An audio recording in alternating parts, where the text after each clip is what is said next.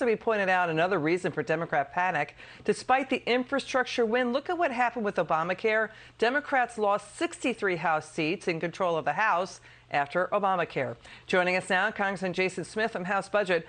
Okay, this is, sorry, I'm going to be blunt. This is really dopey stuff. First of all, Andrew Bates, the White House Deputy Press Secretary, said everyone, moderates and liberals, he's talking like he's talking to everyone. He forgets that the Congress's own rules for the CBO says you're not allowed to score tax collection, right? You're not allowed to add that into your revenue raisers for how much your spending agenda is going to bring in. So they're flat out breaking the rules already on this.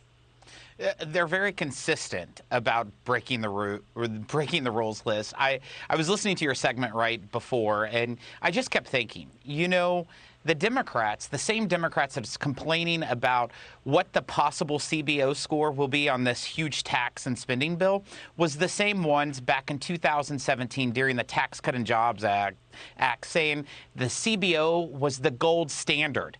But now they're very concerned and they should be concerned, because even independent analysis has been looking at this reckless spending bill, such as the New York Times, and they have said that it's not paid for. In fact, it's going to cost hundreds of billions of dollars more than what they're projecting, and in fact add about $800 billion worth of debt over the first 5 years. And the other thing, too, is the Democrats want, by the way, former Treasury officials work at the CBO. They do have the experience here. For them to hold them up, the Democrats to hold them up as the gold standard, now try to guess like this is so pathetically absurd. So, the other thing, too, is that when you use the IRS, right, to go after the rich shelter their income. They can afford lawyers and accountants. You know what happens when you double the size of the IRS enforcement power? They go after the little guy. They go after small businesses who can't afford that. Small businesses who have already been hammered by the pandemic. They've been hammered by inflation. They've been hammered by a labor shortage.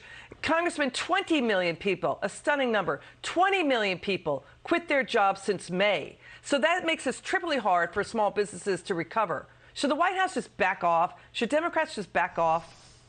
They absolutely should back off. I mean, folks the IRS is one of the most feared agencies, like what you're talking about. And when they hire 87,000 new auditors, it's not to go after the wealthy. It's to go after working class families who are barely making it by, who don't have teams of lawyers to defend them. That's who it's going to be going after. You're seeing help wanted vacancy signs all over the place. Small businesses are trying to find people to work for them, but unfortunately, these policies within this Build Back Better bill, it only makes it worse. In fact, there's over $300 billion in this bill, Liz, that will push people to stay at home and not work. It's loaded with awful stuff. I hear you loud and clear on that. Listen, I've covered the IRS for decades. It's a tax factory. They move on to the next case. They move on to the low-hanging fruit. It's a job. Critics are warning Biden is in serious trouble here. His polls have plummeted the fastest since Hoover. That's what George Will says. Critics are saying he appears to have no empathy for the chaos and pain he's causing, no desire to reverse course like Clinton did midstream, tacking to the middle, still pushing more government spending into an overheated economy, record inflation, and pushing on the IRS to bring in more money to pay for his massive government spending. Your final word. I'll tell you, people are upset because they've been watching President Biden and this administration create one crisis after another, whether it's the inflation crisis, the border crisis, the energy crisis, and he has forgotten how it's affecting working class Americans. They've had enough.